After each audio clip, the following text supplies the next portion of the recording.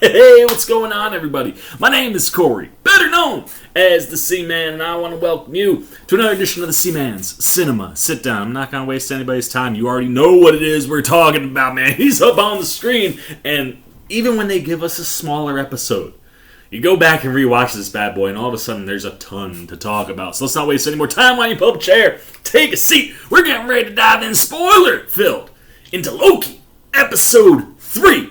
Lamentus. And apparently on my non-spoiler review, which if you have not watched the episode and you just want a feel of how you should get excited or not, or be pumped to watch the episode, you can check that non-spoiler review out right up there. But my mom hits me up and she's like, you know, Corey, I think you're tired or something because you opened your video with like Loki episode 2 Lamentus, which is wrong because we're talking about the third episode, and I got a kick out of that. I was like, oh man, I don't know what it is about this round of these 3 a.m. shows, but like, I don't know, maybe it's because it's the fourth one I've done this year in like this short time span or whatever, but like I just didn't have the juice, man. I was struggling hard yesterday after a crazy work weekend.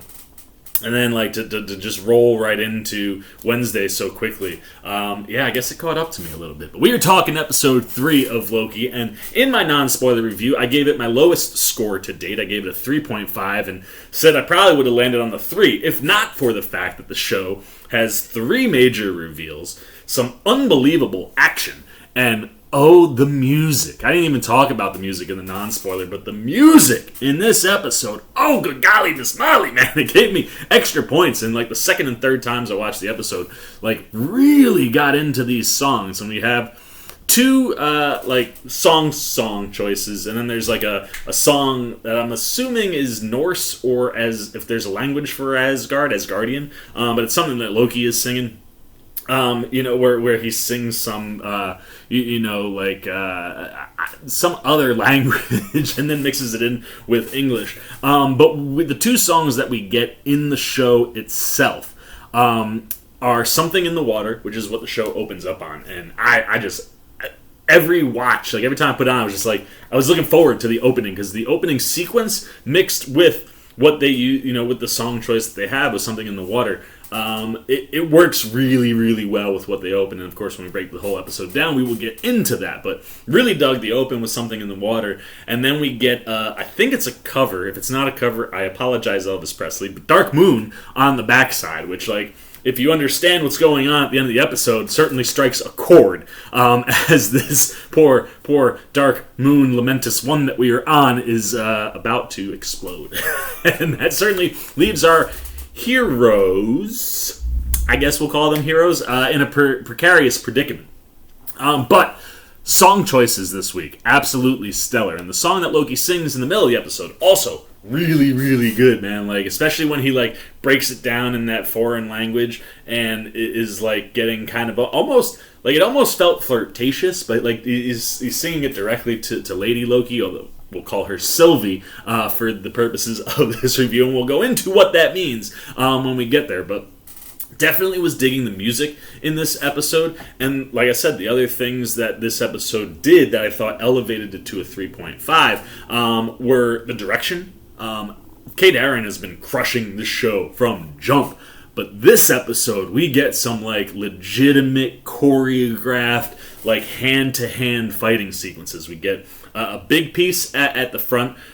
We get a middle one. I think in my non-spoiler I talked about the 2, but I forgot there's like a third one on the train right in the middle that's pretty good. And it's while it's not as long as the other 2, there are elements to that action sequence in particular that I really enjoy, because it plays right into all the things that Tom Hiddleston is really good at. And then the closing action sequence, while it's not like tons and tons of hand-to-hand choreography, there is just so much going on around our leads, and they do get into a couple of fights, and the way that they handle those, like all of those things popped in a big bad way, and then it's three major reveals. For me, the middle of this episode is where it struggles, because it's just Loki and Sylvie talking. And while I think Sophia DiMartino is doing a pretty good job with this character, and I do like some of the back and forth that she has with Loki in this episode, she's not Owen Wilson. That's to no fault of her own.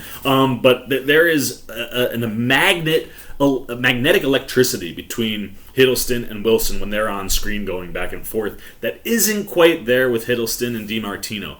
But that being said, like especially when you go back on the second and third watches, like the things that they're working on or talking about in that middle section, while it doesn't pop the way that the Loki and Mobius stuff did, it does do a lot of heavy lifting, specifically in the realm of the relationship between Loki and Sylvie.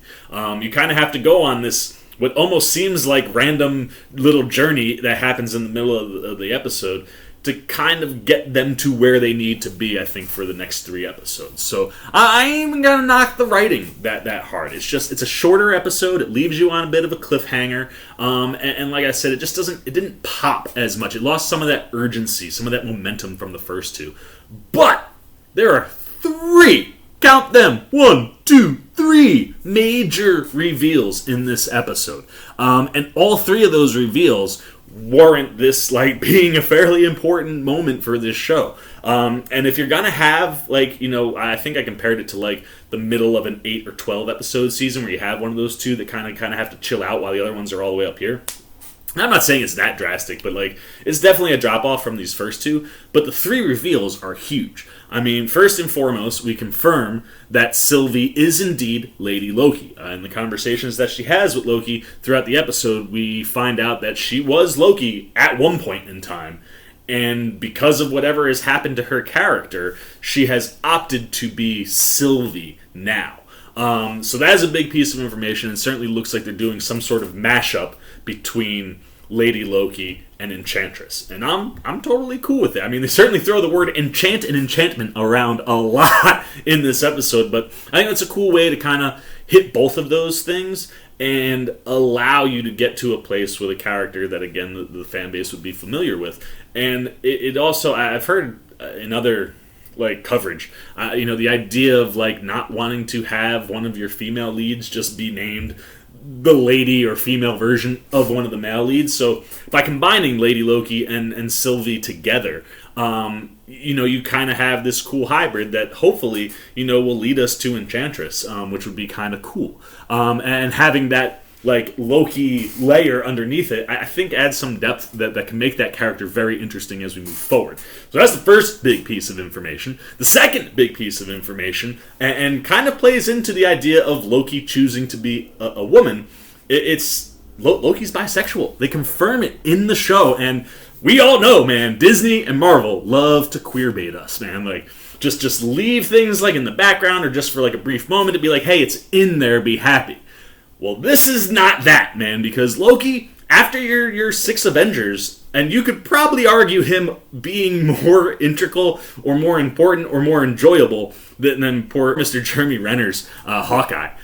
He is a top 10 character in the MCU, no questions asked. Put him wherever you want. He is 100% going to be in your top 10, and I have a feeling that you could probably argue Hiddleston into your top 5. So that is a huge character to give some LGBTQ representation to. And mixing in also, this idea, like I said, with Sylvie being a Loki and deciding to become Sylvie, you're able to create representation for a group that certainly has been waiting a very, very long time.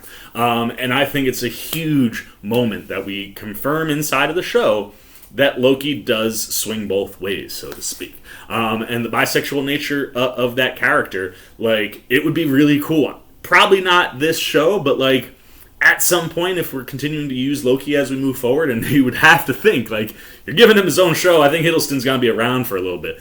It'd be cool to see Marvel go there and give him a boyfriend.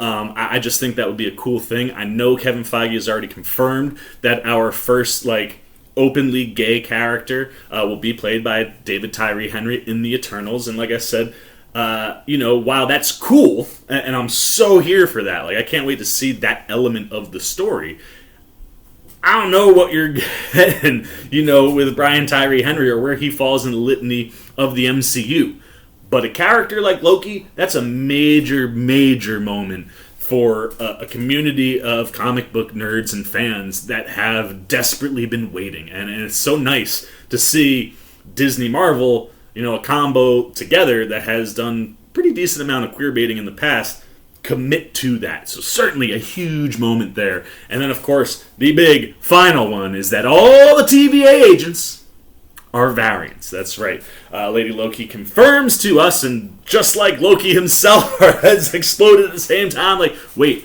what? All the TVA agents are variants? And I don't know if it exploded all of our heads. I think some of us may have been throwing that around as a potential theory, but again, another big confirmation. This is the thing I'm really digging about this show. While, WandaVision made us theorize about different things every single week, every single episode, we didn't get any answers until the very end of that thing. And even when we got to the end of that thing, I still don't think we've gotten all the answers that we were looking for out of that show. And, I think we're going to have to watch some movies to maybe get answers to some of those things that we saw on the show. But Loki, man, this show is presenting us with things for us to theorize about or go back and forth on in our brains, and then they're giving us immediate payoffs almost. So to get 3 major reveals like the 3 that we get, and the fact that the TVA agents are themselves, variants, that means that more than likely Mobius is probably from the 90s, and he probably owned a jet ski in his previous life that he does not remember. And that's a kind of cool thing. It's one of those, I wonder if that entire division is from the 90s. It could speak to why some of the technology is older. If they're all variants from the 90s, maybe that's why their office is kind of set up the way it does. The office vibe does give me something a little bit older than the 80s, but maybe that's something that speaks to why. My dad was asking me, he's like, I was home I was home on Monday? Or no, Tuesday. I was home on Tuesday, so yesterday. And my dad was like, why is all the technology so old in this, clearly technologically advanced place? Well, that could be your answer. And if maybe you explore other areas of the TVA, you have variants from the 80s and the 70s and the thousands and the 60s. And, that's one of those things where the TVA does not finish as an evil entity or a bad entity. That's an interesting place to go for a show. You could create a TVA show where you live in the 80s for one season, then you live with a bunch of people from the 70s for a season. That's fascinating. And like I said, a massive reveal. So for an episode that I didn't think was that unbelievably amazing or as good as the last 2, they still pack some really big things in it. So after rewatching the episode, I don't think I would change my score at all, but this is you look back, originally it was episode 3. I understand why it exists. I probably don't have to go back to it. And definitely when you hit the last 5-10 minutes, that in and of itself is worth going back and rewatching. But it is an episode, I think, that by the end of this show, it's an episode that we'll look back on and be that moment right there changed some things. And that moment and that reveal was pretty big. So if you're going to give me a bit of a down episode, I love that you loaded up with big things. So yeah, I dug episode 3, man. I thought it was rock solid. While it wasn't where episode 1 and 2 were with the like I said, the urgency and the delivery, man. They just seemed like it was like a train that you could not stop or slow down. And this one, I think, slowed down a little bit. But it certainly gets a moving. It leaves us in a spot where I literally was like, no, how are we ending that you can't end there? Where's Mobius to save the day? And if you want to know exactly what I was thinking in that moment, why don't you take a look at all my reactions to episode 3, Lamentus. Take it away, old Seaman. Oh, she doesn't know that the magic doesn't work there. Oh, dude.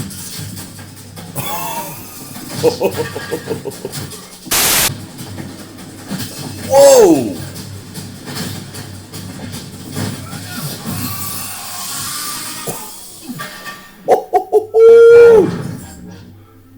Oh, that was fire.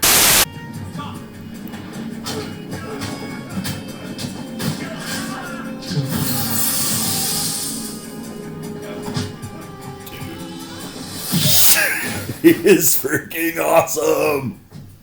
Yes. Oh. Where to, Loki? Where to? Oh no. Oh. It's not working. The battery's dead. You're trying to enchant me. It is enchantress. I'm sorry about not calling some faded photocopy of me Loki. Good, because that's not who I am anymore. I'm Sylvie now. Oh, you changed your name? Brilliant. It's called an alias. It's not very Loki-like. Yeah? What exactly makes a Loki a Loki? You've been all on time. You're as beautiful as ever.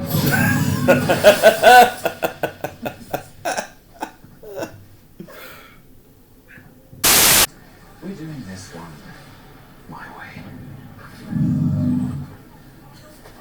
Look, Like someone with a shit plan. it's a great plan. Just follow my lead. Oh!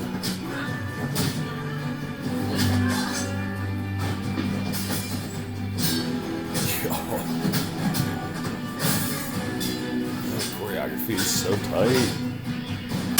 Oh, will you stop it?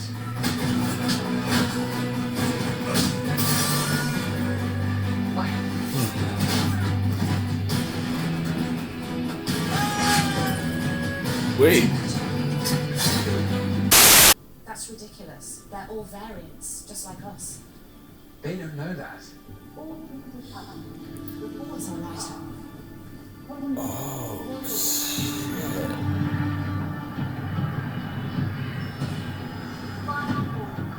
So what they're doing to Loki is what they've done to everybody. We do. Okay.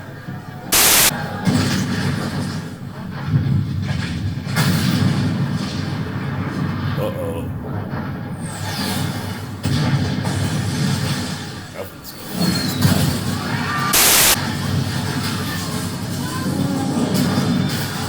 How are they getting out of this?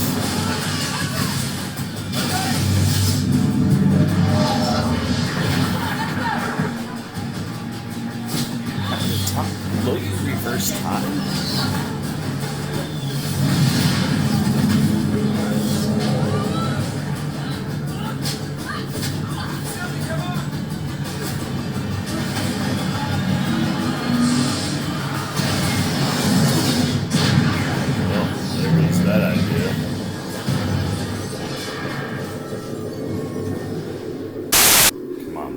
Where you at?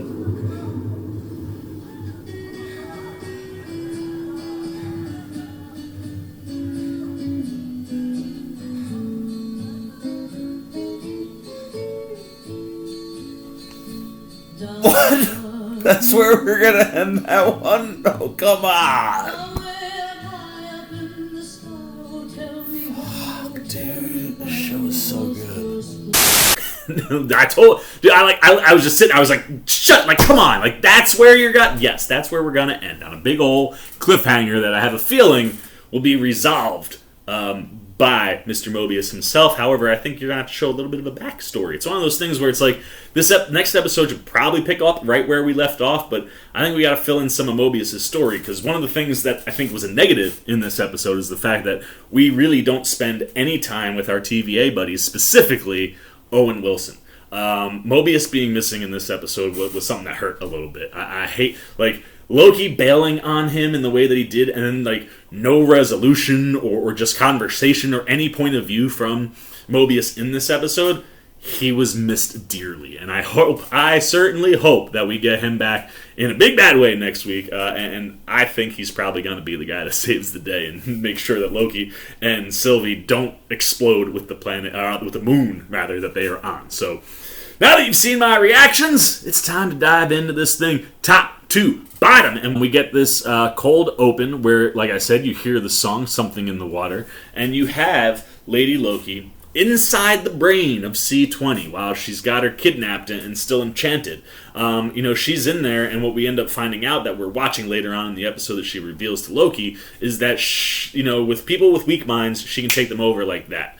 But people who are stronger, like, she's got to dig into their memories and try to create a false reality inside of their subconscious to make them tell her or do the things that they need.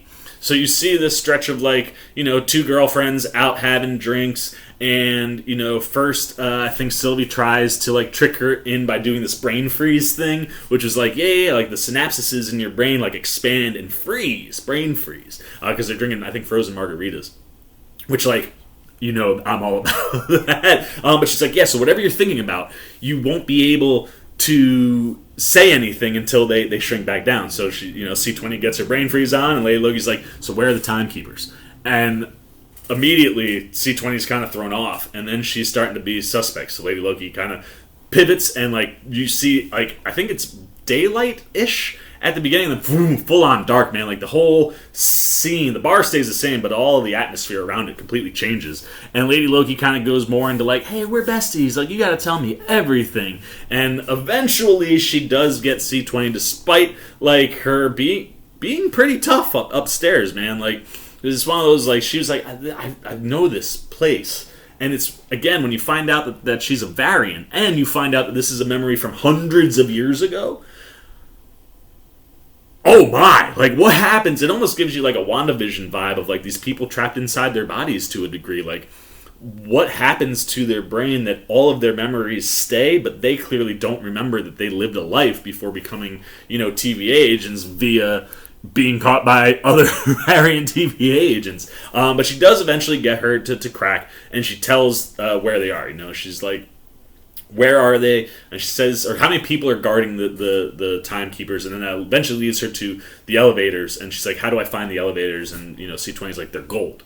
And we see Sylvie come out of, C20's subconscious, and she's in, that security room. Remember, episode 2, I was like, that's a genius place to hide out, because if you're just chilling in the security room, you could see your potential, antagonists or the potential people coming after you coming a mile away. And we see that Sylvie saw them when they were outside, man. They got caught on the outside security cameras, so she was way ahead of the game. And then, of course, we get our Loki open, and then we pick up with her going right to the TVA, and we get a sweet piece of action. And it was very reminiscent of Black Widow, man. When she cleared out her hallway, that's what Sylvie's got to do, man. And what I love is as soon as she comes in, hair right up into a ponytail. And as somebody who now has enough hair to have it in their face, if I wasn't wearing a hat, I would not want to fight with my hair just free flying all over the place. You need a hair tie, and it was one of those things in Birds of Prey. Harley Quinn, offers Black Canary a hair tie for her hair, and I was like, that's genius. You never see women go, give me a hair tie so I can get this out of my face so I can appropriately fight. And boom, that's what we get right at the top, man. Sylvie, right into a quick bun, and then she kicks ass. I gotta tell you, man, Sophia DiMartino and her stunt double, that combo, and it certainly looked like DiMartino was doing at least some of her stuff. Wow, man, they made her look cool. She does this frickin', and again, it's one of these things too, I always appreciate when the choreography takes into the account that when you're a woman, to no fault of your own, but in certain situations, if you're going up against a guy that's just physically bigger and stronger than you, you have to attack him differently. And Sylvie is very creative, man. And while she gets the pruning stick from one of the agents before she gets pruned, and immediately prunes that guy. As she's going around and pruning and knocking out all these agents, man, she does this crazy wall run flip spin thing. It was wild. I loved it, man. It was so good. And that whole sequence was just really, really well staged. And as we see her getting towards the elevators, we cut back and see Mr. Loki showing up. And the thing I love here is he comes in, and at first he's like, wait, we're back at the TVA, almost why am I here? And he immediately goes to run after Sylvie, and then realizes exactly where he is, which is in the locker area. And he's like, I can go get my blades, and starts to then head for Sylvie. And we cut back to her. She takes out the last 2 guards. It's just her and the elevator. And then Loki shows up, and he's like, hey, did you forget about me? I'm over here. Let's dance, baby. I got these blades. I'm ready to go. And you kind of get this nice little back and forth with them where, Loki's trying to gain her trust. He's like, let me in on whatever your secret is, man. I can help. We could work together. We're both Lokis. And you have one of these things where, she's just going against the things he's saying. He's like, are you sure you're a Loki? And this is one of the things that I love how the show is handled. Like, we heard last week Sylvie say, "Don't call me that," when Loki referred to her as Loki. Later on in the episode, she'll say again, "I'm not a Loki," when he refers to her as a tech-savvy Loki. She's like, "Don't call me that." He's like, "What, tech-savvy?" She's like, "No, a Loki. I'm not a Loki." Which certainly, as a fan, I was like, what is she not a Loki? Is this someone impersonating a Loki? And that's why it's so important that we get the full reveal a little bit later. But while they're going back and forth, you kind of start to understand that, like, Loki's gone through some stuff, the Lady Loki. And she clearly went through some stuff in a way. It sounds like going up against the TVA. She said, she mentions at one point in the episode, like, she's been running from them her whole life. Like, she's been around for a while, I guess. Time traveling and jumping around and dealing with the TVA. But like, you can tell she's gone through some stuff to make this massive transformation to become Sylvie instead. I think all that is fascinating. But before we can get any more details or conversation with her and Loki, Renslayer shows up with a pair of hunters. And as she's about to take a swing, Loki just, like, snags the TemPad, hits a button. I'm pretty sure he did it randomly. Opens a door underneath them. They both fall through, and they land on what we find out is Lamentis, which happens to be a moon at the worst apocalypse of all the apocalypses. Like, they crash land and immediately get to fighting because they're trying to get the TemPad. And Lady Loki gets the initial upper hand on him, and as she gets it, she goes to hit it, like, she's like, "Haha, see you later, Loki," and the battery's dead. And as she's looking at it, Loki, like, stands up and is coming toward her, and she goes to, like, attack him, and he does that magic trick of just vanishing, and then he reappears right behind her. And it's one of those, like, you'd almost think, like, why didn't she pick up, like, that's what was going on, or why was she so caught off guard by that? And then you remember, oh yeah, all these Lokis have different power sets, like we find out our Loki can't enchant people, yet Sylvie can. And clearly that teleportation move that he can do, not something that Sylvie can do. So he gets behind her, knocks her out, and retakes the TemPad from her, and then hides it, like, before she can get it. And I think Loki eventually says, like, "I put it in my heart." Like, one of those things. She's like, "I will cut it out." But right as they're, like, about to keep going, stuff starts like crashing into this little garage shed thing that they're in. And she's like, "Where did you send us?" And that's when we go outside and we see this gorgeous shot of Lamentis as the planet that it circles is literally breaking into pieces that are just pulled into the moon's orbit and just starting to, like, rain hail type chunks of Earth or planet, you know what I mean? And so we get this cool little, like, run. They run and they end up getting into another shed. And it's one of these where, like, she even says, she's like, "The only reason you saved me is because you need me to charge the TemPad." And Loki's like, "The only reason that you haven't tried to kill me again or kill me yet is because I have the TemPad." So he's like, you got these two Lokis who don't want to trust each other, and they're kind of on the fence on, like, which way they're going. And we eventually understand that, like, Lamentis, like, we have 12 hours and this whole thing explodes. And I have to work with you right now because if you explode, the TemPad explodes and then I explode. And nobody wants that. So you get this kind of little Lady Loki or Sylvie. I gotta start calling her Sylvie. You get the Sylvie and Loki team up. It's one of these things that I dig because it starts off this little partnership with Sylvie trying to enchant Loki. And he's like, "What are you doing?" She's like, "You trying to enchant me?" And she's like, "Yeah, well, does magic not work, like, again?" And he's like, "No, my brain is way too strong for you to enchant me." And I think it's later on he asks her, like, toward the end of the episode, like, I've given away a bunch of stuff about myself, like, you gotta tell me. And that's when she tells him how she does the enchantment. But when she explains it and says, like, you have to literally grab the mind of the person, makes so much sense that she can't enchant Loki because Loki's brain is too defensive and too strong for her to get in.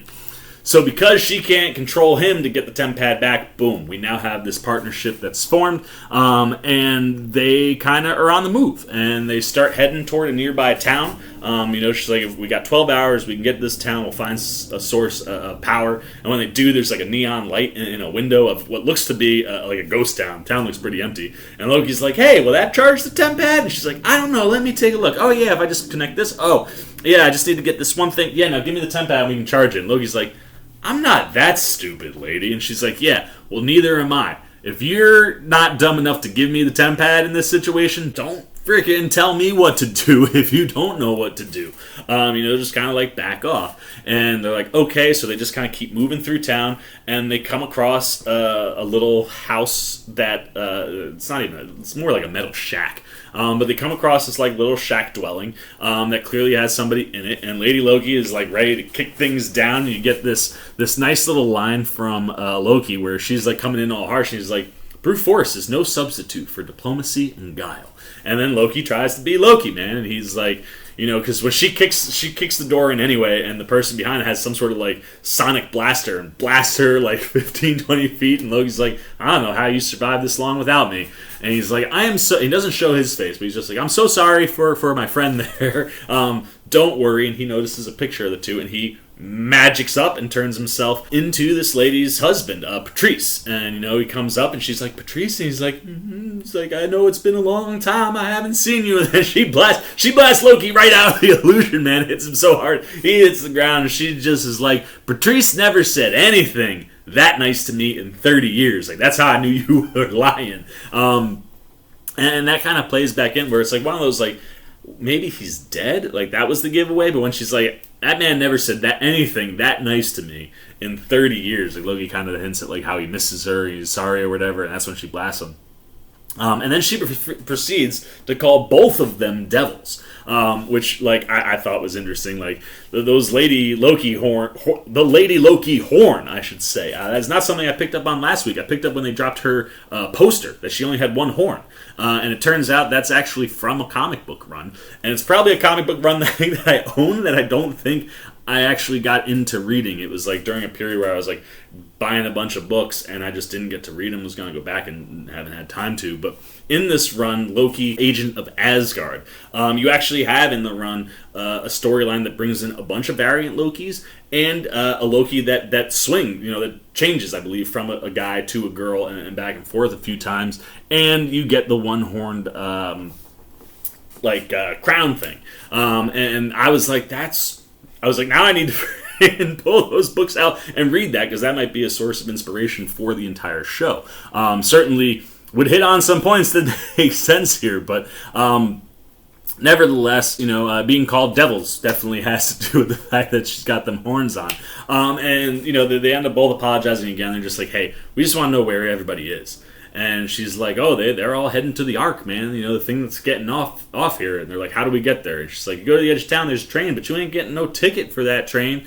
And they're just like, okay, well, thank you. And they leave, and she just stays behind. Only person in this town that stays behind as the apocalypse approaches. And I think Loki and Sylvie kind of have a back and forth about, like, it's crazy that she chose to stay behind. And I think Sylvie says, oh, she loves him. And Loki's like, I'm pretty sure she hates him. And it's one of those where it's like, is that why she was staying behind? Or, hoping that maybe Patrice would come back if he is alive somewhere? Or is it more likely that she just was like, we're not getting on the train. If we don't get on the train, we're not getting on the Ark. Why am I going to go? Might as well die in my own house. That was kind of my take when it's revealed to us that when you get to the train, there is a line of people, and all the people are screaming are like, hey, they're letting the rich people in, and what about us? We're just out here stuck. We ain't getting on the train. Come on, give us a ticket. And immediately, you got this, like, Sylvie's going to enchant people, and Loki's like, no, man, we do this. Magics up and puts on the outfit of the guards that are on the train, which, blue sweater. Odd material choice. It's one of those things like I saw, I was like, that seems like a very warm, like, is it cold on this moon? Because that seems like a very warm uniform with this crazy kind of helmet thing. And Loki, is like, look, I'll just act like I'm taking you onto the train. And he brings him up, and it's one of these things like the guy is like, ticket, and Loki just says some random thing like Zuthu or something, like demanded that I make sure I get her on there. He's like, that's fine, but I need a ticket. And as they're kind of playing, Sylvie's like, boom, like enchants him real quick, and just in the nick of time, because there's another guard right there that spins around. He's like, is there a problem? And the guy that she's just enchanted is like, no, they need to get on, like, or whatever. All good, and let them on. And they go right into a bar car and just kind of hang out. And this is honestly my favorite stretch of the back and forth that happens with Loki and Sylvie. It is during, this bar car sequence. And the first, right out the gate, man, it's so good. Like, she sits down, and Loki's like, I can't sit backwards on a train. Like, I have to sit the way that the train is moving. And Sylvie's like, well, I don't sit with my back to doors. Loki's like, there's doors on both sides. She's like, would you just sit down? And, they kind of sit down. The idea is to lay low. And they kind of start talking right away about magic. And Loki talks about how, his mom taught him everything he knows. And, when he mentions her immediately, like, Sylvie's like, was she really your mother? Almost like she sounds too good to be true, but she's obviously saying, like, was she really your mother? Because my I was adopted. And Loki's like, well, no, I was actually adopted. She's like, what about you? Or I think he says, what about you? And she, like, confirms kind of the same thing. And she's like, yeah, they told me. He's like, right, they eventually told me, but they did not tell me that I was adopted till way later. And she's kind of like, that's unfortunate. And, like, that's more, again, this confirmation of, like, all these different universes of the multiverse exist inside this massive timeline where you can have complete changes as long as you eventually hit the right beats. So this conversation is really fascinating to see. As Loki kind of tells his story, Sylvie stays pretty guarded, but this is where we kind of start learning things about both of them. And where we confirm that, like, Sylvie is indeed an adopted frost giant, that was adopted by, Asgardians and Odin. And, like, it's one of those, like, that was the moment where it's like, oh, shoot, she is Loki. And that's clearly, they're doing some sort of, like, mashup with the Enchantress character.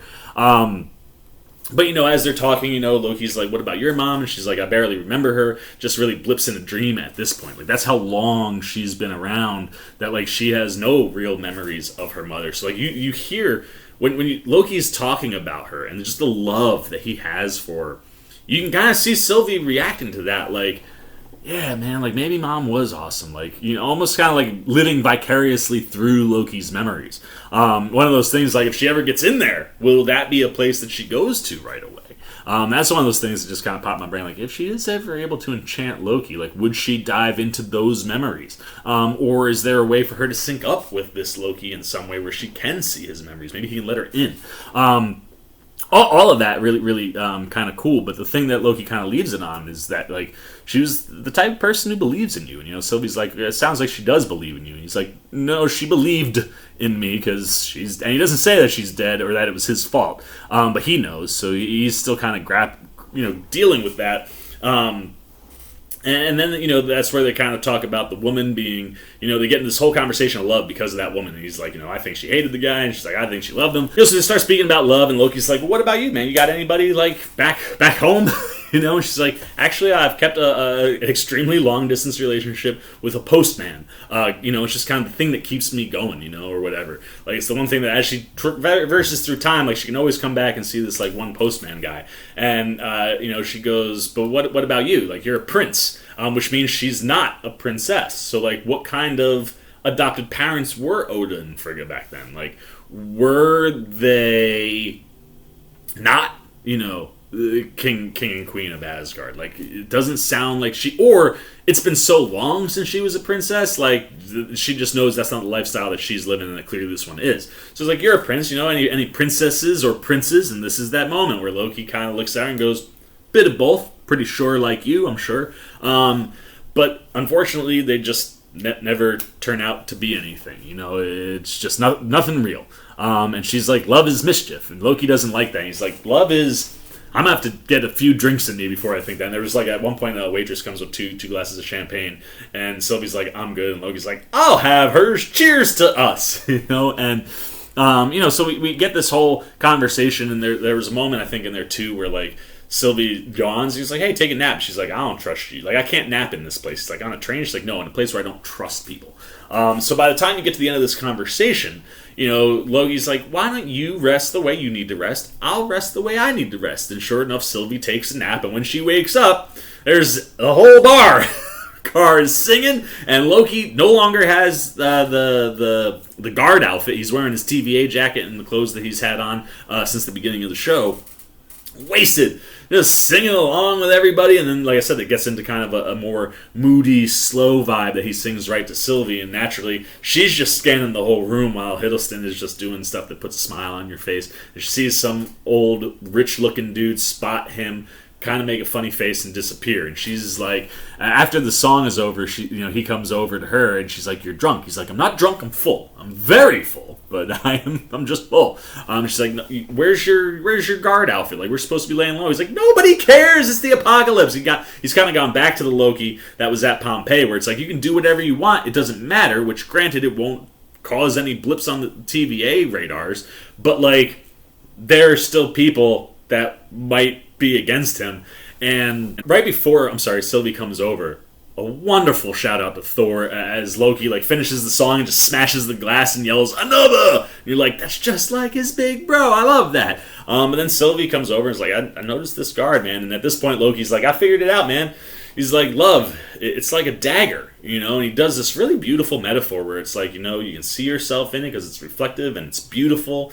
And like, when you have your hands on it, like, it's all there, and then when you go to grab it, he uses magic as she tries to grab it, and he's like, it can, it's beautiful until it's turned and it pierces you and it draws blood, and like every time you think that you can grab it, and she's like, it disappears, or it's not there, it's not real.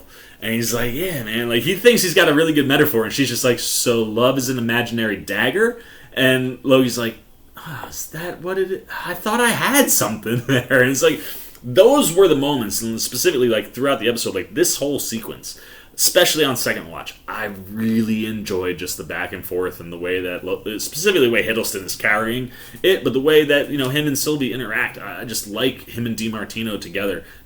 Granted, they don't have that spark that him and Wilson have, but like you're able to find out some things throughout this whole sequence, and then shit hits the fan, man. Like, sure enough, that old dude comes back with a bunch of guards, and like they go to put Loki in custody, and like the guy puts his hand on it and is like, "Hey," and the guy's like, "Hey," and Loki's like, "Hey," and that distraction leads into a fight, and him and Lady Loki start going at the guards, and you get a nice bit of choreography. You get a wonderful moment where like Sylvie is being held by a guy, and Loki's all by himself, and he's got a blade, and he's like, "I'm gonna throw it." And we know how good Loki is with the blade.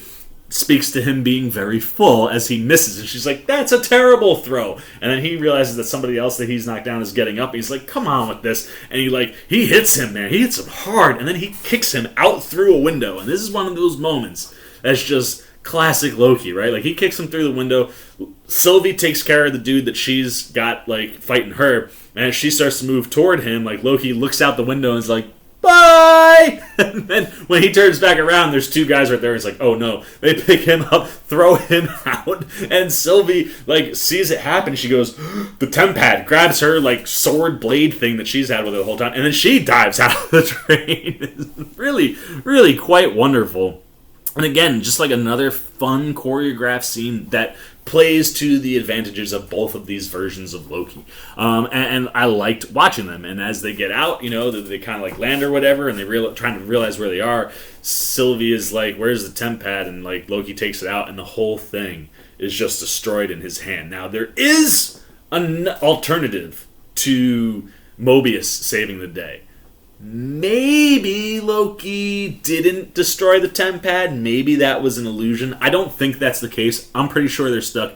Pretty sure Mobius is going to save them. But nevertheless, when, it gets destroyed, like Sylvie gets pissed. And she's like, "You got drunk on a mission. Like, the only thing that matters is the freaking mission. And like, just so you know, like, this whole plan," I think she says this at the beginning, but like she's noted in the episode, like, this whole plan took years, and it's all gone because your dumbass took us to Lamentus and you destroyed the tempad. And this is where like he's like, "Well, I'm hedonistic." Another nod to the fact that he just goes after whatever that pure satisfying pleasure is, and kind of plays into that bisexuality bit. And then she responds with like, "Yeah, I'm way more hedonistic than both of us. Like, don't use that as an excuse." And she just screams. And as she screams, like one of those, like, like when you talk to, like, sometimes you talk to, or you see, shows or stuff where you have, like, a moment, and it's like someone's got a lot of stress, and maybe they go to a therapist, and like, just yell. Just get it out. Yeah, that's the type of yell that Sylvie delivers, that DiMartino delivers, man. And as she does, you see her hands glowing green. It creates this, like,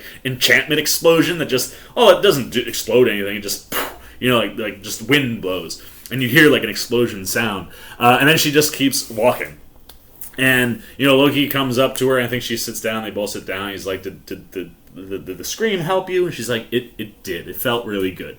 And he's like, all right, so what are our options? Like, what can we do? And they basically come up with this idea, or he comes up with the idea of like, hey, we should go hijack that ship. Let's go hijack the Ark. She's like, the Ark that gets destroyed, why no one gets off the plane? He's like, yeah, they never had us on it. Problem is, they gotta walk there. They're not on the train anymore. If they were on the train, maybe they get there in time. So instead, they walk. They do a lot of walking in this episode, to the point where Loki is like, I have literally never walked this much in my entire life. He's like, how about this? How about you enchant me? Walk for both of us, and I'll take like a nice subconscious sleep. And she's like, that's not how enchantment works. And he's like, well, then tell me how enchantment works. Like, you know a lot of things about me. To which she's like, thank you for the tactical advantage, which is a Loki thing, right? Like, it's the one thing that she's done that kind of does feel like a Loki thing, where it's like, I'm guarding myself, I'm getting you to give me information that gives me a tactical advantage because I know more about you than you know about me.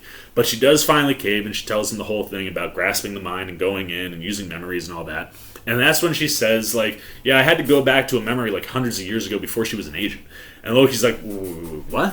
And she's like, yeah, before she was a TV agent. All the agents are variants.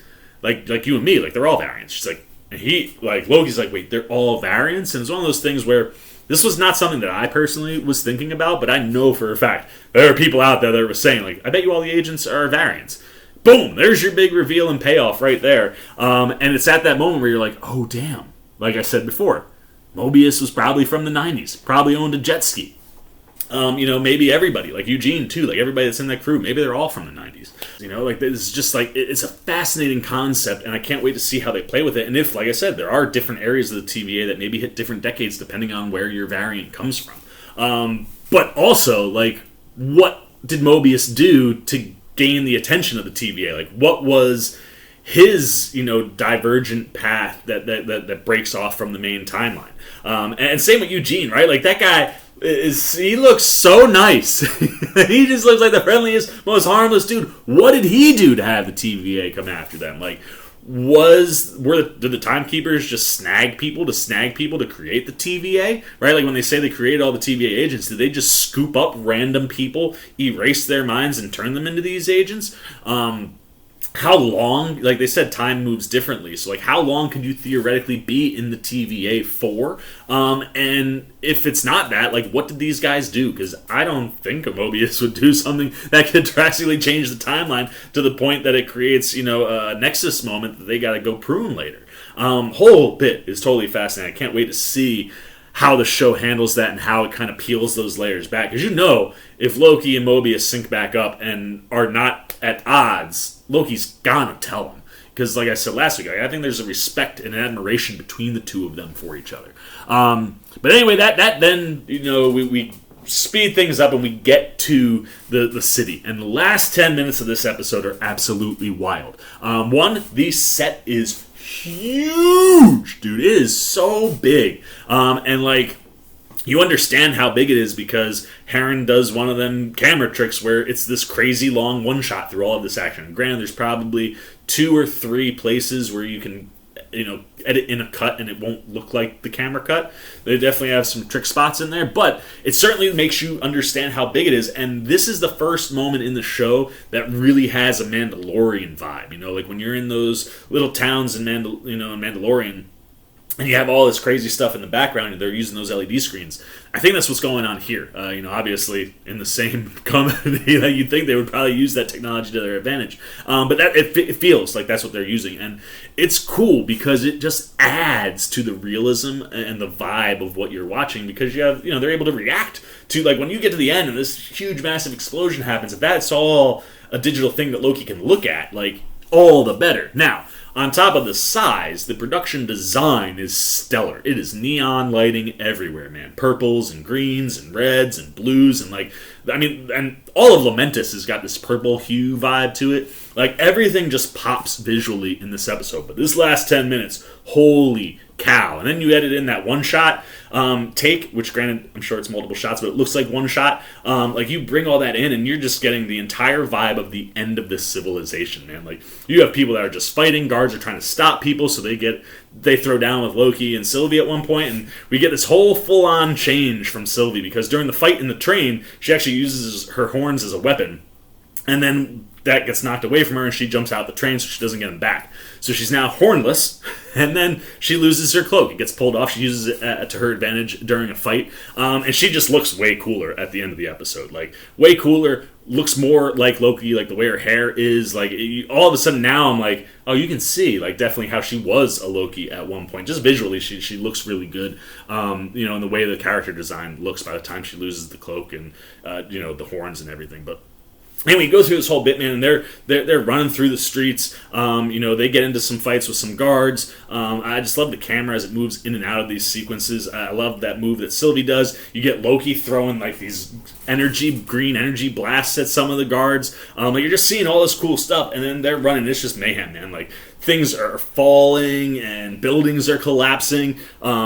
There's one point that it shoots up and you just hear this giant crack ripping noise, and you see the planet literally rip in half above them as stuff starts raining down all over the place. A building almost falls on them, and this was one of the coolest moments for me in the whole episode, because I've never seen Loki do anything like this. This building tower is about to fall on them, and he just stops it and then puts it back up. And then it looks like it wasn't destroyed at all. Like, it almost looked like that, Doctor Strange, like, reversing of time, like when things fall and they kind of come back together. Like, where it ends, it looks like it didn't collapse at all. But, like, just seeing Loki use magic to catch it and put it back up, I was like, that's stuff we have never seen Loki do, and, like, was really cool. But then, they're just moving. They're trying to get to that arc, and you can see it in the distance, and they're finally getting close. And just as they're about to get there, you see a big piece of the planet rip right through the top of that arc, and it just falls off. And it's this moment where, like, it falls off and you just got Loki and he's like, oh, shit. Like, what do we... Like, just standing there in shock and disbelief that they didn't get there in time. And Sylvie just so... Like, it's one of those things where one of the things I like about this episode is it does give some depth and context. While we don't get a ton of her history, it does add some context to Sylvie to the point that when this moment happens, you're just like... That's such a Sylvie move, man. Like, she doesn't say anything. She just turns real pissed and walks off into the distance. And you're waiting for Loki to spin and go chase her, and credits, man. And I'm like, you got me through, an episode that was fine, and then deliver on 10 minutes of just like, I was sitting there, I was like, this is where the switch gets flipped, and this episode's gonna be amazing, and then you're just hanging on a cliffhanger, man. And I tell you, I kind of dig it. Like, I think that we're going to need to probably start with Mobius and the TVA in some sort of response to what's going on. Like, what was going on during this episode? What are they figuring out? How are they going to figure out where they are? How do they go catch them? Whatever it is, I think we probably open there next week and then see Mobius save the day. Or we open with Mobius saving the day and then you go back after that. But I think it'd probably make more sense for it to be the cold open. Either way, I think Mobius is the guy. That's my theory for next week. Mobius is the guy that's going to save everybody, because I don't know how else they're going to get off that freaking rock. Unless, of course, Loki was lying the whole time and he does have the temp pad. But I swear, if he did that, him and Sylvie, that relationship is finished. And I don't think anybody wants that. I want to see him work a little bit more with Sylvie to see where they get to. But I'm fascinated by this show. It's so good. It's so strong. The acting is fantastic. The writing, even in a smaller, like I said, it's the shortest episode. I think this one was like 35 to 38 minutes. But like even in a shorter episode, like the big things that happen in this episode make it important to the show. And now you've gotten your one dip out of the way in the first half. Now the last three should just be all the way to the end. And I'm super, super stoked for that. And I can't wait to see if maybe next week gives us some more vibes of Kang being around somewhere. I hope we get more answers on the TVA. I think we're going to find out. Like, we've been saying, there's something off with the TVA. I don't think they're good. I don't think whatever's going on, they're clearly lying to the agents with them being all variants. But I don't know, man. Something is up. And shout out to New Rockstars. One of their guys did a really dope video that connected one of the TVA and the Timekeepers villains to the potential storyline. I'll throw the link down in the description so you guys can check it out. But it basically brings up the Timetwisters, which are variants of the Timekeepers. And in the universal cycles, they try to create people that they can hand it off to, and then there's a variation of that ends up being evil. Maybe that's what's going on. But I'm telling you, Timetwisters, Kang, somebody somewhere in there is doing some shady stuff, and I think Renslayer's probably tied to it. So I'm pumped to see if we get into any of that stuff next week, and just where the show goes. Like, where we are right now, I don't know where Loki's going to go, or what he's going to do, or where this thing goes, and I'm fascinated to see where they get this character, because like I said, this is the most vulnerable and dangerous Loki I think we've ever seen. So I'm fascinated to see how they use him. But episode 3... well, I thought it was only a 3.5. It's worth a second watch. Go back and rewatch it. And it definitely hits better, and there's definitely some nice takeaways. But that's it, man. I've talked longer than the episode actually lasted, which means we've had a Seaman spoiler review, and it's time for you guys to let me know your thoughts, man. Give me everything. This is a spoiler review, so go crazy. What are your theories right now? What are you theorizing about? Who is really behind everything at the TVA? Do you think Kang's still in play? Do you think Sylvie is actually the hero of the show? Could it be that Sylvie maybe was a variant Loki that worked for the TVA? Maybe that's who A35... how sweet would that be? If A35 was a variant Loki working at the TVA that figured out their secret and then split and is now causing all of this mayhem. That would explain why she knows how everything works, how she knew to do what she did. Oh, there's the Seaman's big theory now, baby. Like, maybe she's the TVA agent who that pruning rod belongs to that, Renslayer grabs when she's running out, from her trophy collection. That would be so cool. So if you got a theory like that, if you're in line with that theory, what are you thinking about the stuff I've said? What are you thinking? Good, bad, indifferent on the episode, and any theories or things you're thinking about Loki in general. Go nuts, go spoiler heavy, all down below in the comments section. Look forward to talking to you down there. As always, if you enjoyed this video, please give me a thumbs up, and if you're new, you want to come hang out with the Seaman and see if that new latest crazy theory that literally hit me live while I was talking pays off, or any of the other things we've been talking about pay off. As we move through these last 3 episodes, you just like what I'm doing when I'm talking movies, TV, trailer reactions you haven't yet, and you keep coming back, and you want to show a little love support for this guy, I'll tell you how you can do that. Jump over there, man. Come join Seamaniac Nation by hitting that subscribe button. Hit that little bell if you want those alerts, and until next time, for the Seaman's Cinema, sit down! I've been the Seaman. I'm signing off. Peace!